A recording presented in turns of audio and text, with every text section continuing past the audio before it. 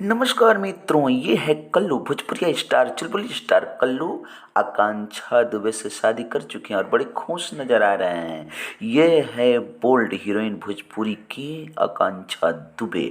आकांक्षा दुबे और कल्लू जी बहुत दिन से रिलेशनशिप में थे और ये दोनों में से एक कल्लू चाह रहे थे कि इनसे मेरी शादी हो जाए, लेकिन आकांक्षा दुबे नहीं चाह रही थी।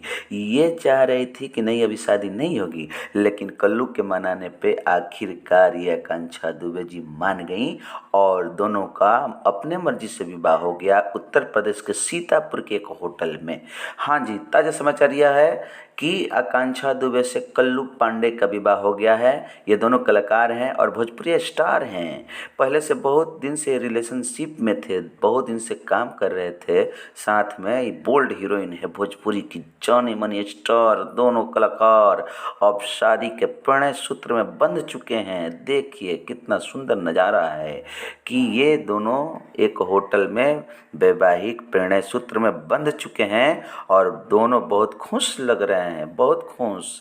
ऐसा ही खुश लगते रहिए। आप दोनों को मेरे न्यूज़ चैनल की तरफ से शुभकामना है, हार्दिक बधाई है। और मित्रों, आप मेरे चैनल को सब्सक्राइब कर लें और ताज़ा ताज़ा समाचार सुनते रहें। जय हिंद, जय भारत।